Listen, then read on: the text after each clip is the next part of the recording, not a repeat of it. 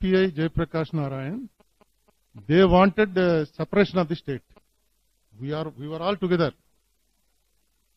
CPI and Jayaprakash Narayan, they wanted దాన్ని correct గా చేయండి, అవసరమైన అడగాలి తప్ప ఇప్పుడు మనం వద్దు వద్దు అని అన్నం కాదని ఆయన వెళ్ళి అవమానాలు పాలయ్యారు. సిపిఐ వాళ్ళు కూడా వాళ్ళకి అలవాటే కాబట్టి లాఠీ దెబ్బలు అది పెద్ద అవమానం కింద లెక్క కాదు. వాళ్ళ స్టాండ్ నాది కూడా అదే స్టాండ్. కానీ నేను కాంగ్రెస్ పార్టీలో ఉన్నాను, నేను ఒంటరిగా నిర్ణయం తీసుకోలేను. కాబట్టి పార్టీ మెజార్టీతో పాటు మేము నిర్ణయం తీసుకున్నాం. సరే, దానివల్ల కాంగ్రెస్ హైకమాండ్ ప్రకటించిన రోజునే, ఫస్ట్ మేము ఎంపీల మీటింగ్ అయిన రోజునే చెప్పాను, దీన్ని మనం సపోర్ట్ చేద్దాం, ఇంతకన్నా మంచి ఆఫర్ మనకు రాదు. 10 years జాయింట్ క్యాపిటల్ అనేది అది మామూలు ఇష్యూ కాదండి. అది 5 years జాయింట్ క్యాపిటల్ చండీగఢ్ ఏమైందో మనం చూసాం. 10 years జాయింట్ క్యాపిటల్ అన్నారు. It's as good as UT. Because Telangana cabinet తీసుకున్న నిర్ణయాలను అధిగమించి గవర్నర్ నిర్ణయం తీసుకోవచ్చని పెట్టడమే అసలు తెలంగాణ వాళ్ళు అబ్జెక్ట్ చేయాలి. హైదరాబాద్ రూలింగ్ వరకు గవర్నర్కి అప్ చెప్పేశారు. సో బాగుందనుకున్నాం. అయితే సరే, ఆ వేళ ఉన్నటువంటి మూడ్, పబ్లిక్ మూడ్, దాంట్లో కాంగ్రెస్ పార్టీని జనం కొట్టారు. యాక్ట్ ఒకటి ఏం పెట్టారు ఏం చూడలేదు.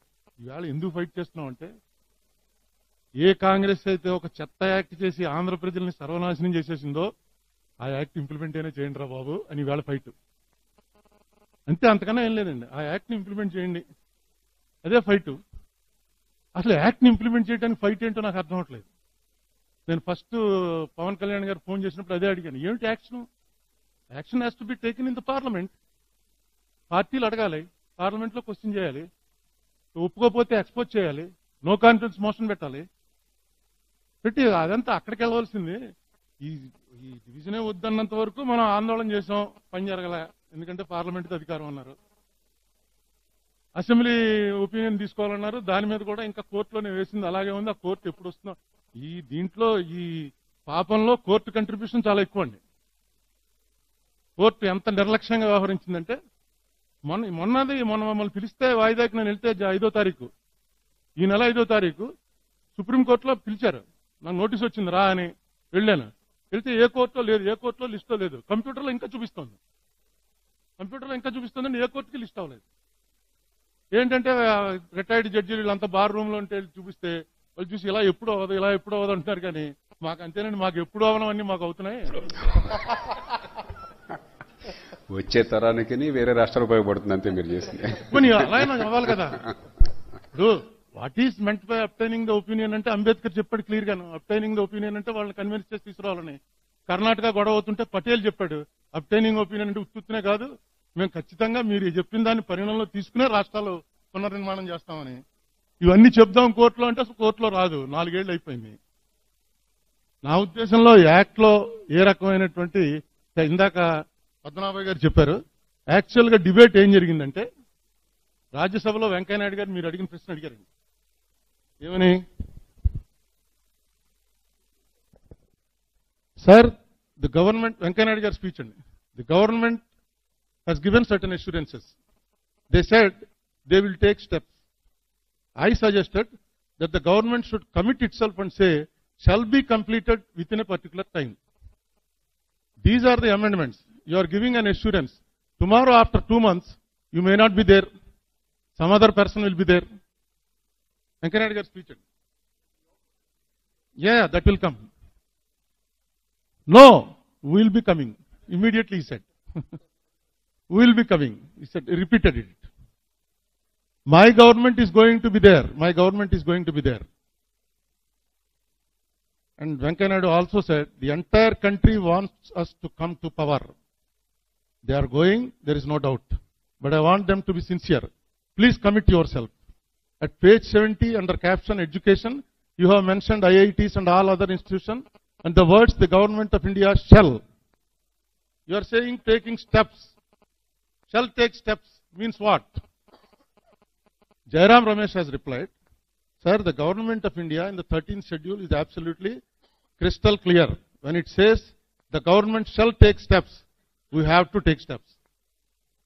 We have to get planning commission's approval, we have to get the finance ministry's approval, we have to get the cabinet approval. Mr. Venkaiah Naidu has been a senior cabinet minister. It is not may, it is government shall. Government shall means it is committed to it. Venkayaji, government is continuous. This is Deputy Chairman Kurian. He's a joker. Forget about it. Okay. And finally, when Jairam Ramesh has said, Adnava garu meer cheppindi, I am sure you respect the autonomy of the PSUs as much as we do. We don't take decisions on behalf of PSUs. The investment decision has to be taken by the board of NTPC, by the board of SAIL, by the board of IOC. That is why we have said that within a period of 6 months, these companies will complete the feasibility study. Without a feasibility study, mega investments cannot take place. But where government is taking the responsibility, like IIT, IIM, AIMS, we have said government shall do it. I request the honorable member to see this distinction between government as an investor and public sector companies as investors. అంటే వెంకయ్యనాయుడు ఏమన్నాడో కూడా చెప్పేస్తాను. వెంకయ్యనాయుడు ఏమన్నాడో కూడా చెప్పేస్తాను. Contradiction there. Venkaiah Naidu ఏమన్నాడంటే on the basis of his assurance and the hope that anyhow we are coming to the power, I'm with drawing the amendment. ఇప్పుడు point అంటే నాకు ఆయన ఉన్నారని చెప్పాను, ఆయన ఇస్తారు కాబట్టి, లేకపోతే నాకు గుర్తురాదు. ఇప్పుడు తెప్పించాను ఈ బుక్ అర్జెంట్గాను. ఆయన తెలుస్తుంది నాకన్నా, ఆయనకి బాగా దీంట్లో ఎక్స్పీరియన్స్ ఉంటుంది కాబట్టి. మాకేం తెలిసి ఇది ఒకటే యాక్ట్, మిగతా యాక్ట్లు మేము చదవకుండానే అన్ని pass అయిపోతుంటాయి.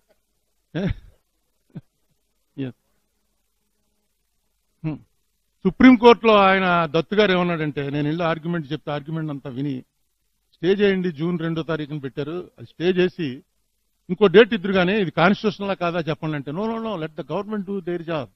If it is found unconstitutional we will set the clock back. ఆ క్లాక్ బ్యాక్ 4 years అయింది, ఇప్పటి వరకు ఏం రాలేదండి. 3 చీఫ్ జస్టిస్లు మారిపోయారు. అది అన్కాన్స్టిట్యూషనల్ చేస్తేనే, అది ముందు మర్డర్ అవ్వనివ్వండి అప్పుడు కేసు కడతాం అన్నట్టు, మర్డర్ అవ్వకుండా కేసు ఎక్కడ కడతాం అన్నట్టు చేశారు. ఇప్పుడు ఏం చేయాలి అన్న దాని మీద మనం కూర్చున్నాం. ముఖ్యంగా ఫ్యాక్ట్ ఫైండింగ్ కి వాళ్ళు ఫ్యాక్ట్స్ అని చెప్పమని చెప్పేశారు. డైరెక్ట్ గా మనం కూడా డైరెక్ట్ గా ఉత్తరమే రాయలేదు, మనం మీడియా ద్వారానే అడిగాం, వాళ్ళు మీడియా ద్వారానే చెప్పారు. ఫ్యాక్ట్లన్నీ నెట్ లో ఉన్నాయి చూసుకోండి అన్నారు. నెట్ లో చూసాను, ఏమీ లేవు. స్టేట్ గవర్నమెంట్ ఫ్యాక్ట్స్ ఇస్తా ఉన్నారు మనకి. స్టేట్ గవర్నమెంట్ ఇందాక జయప్రకాష్ నారాయణ గారు చెప్తున్నారు, అంటే అది గుడ్ సైన్, అది తీసుకోవాలి. కేంద్ర ప్రభుత్వం ఇప్పుడే నాకు మెసేజ్ ఏదో వచ్చింది, ఇప్పుడే ఢిల్లీలో ప్రెస్ మీట్ పెట్టి హరిబాబు గారును ఇంకొక స్పోక్స్మెన్ ఆఫ్ బీజేపీ ఇద్దరు కలిసి పెట్టి మొత్తం అంత వివరణ ఇచ్చారు, ఏమేమి డబ్బులు ఇచ్చారన్నది. వాళ్ళు అన్నారు అది కూడా తెప్పించుకోవచ్చు. ఈవేళ మళ్ళీ ఇంకొక ప్రకటన వివరాలతో చేశారట, నాకు కూడా పొద్దున్న చెప్పారు, చేస్తున్నాం అని చెప్పారు. జిఎల్ నరసింహారావుతో కలిసి కూర్చున్నారని చెప్పారు.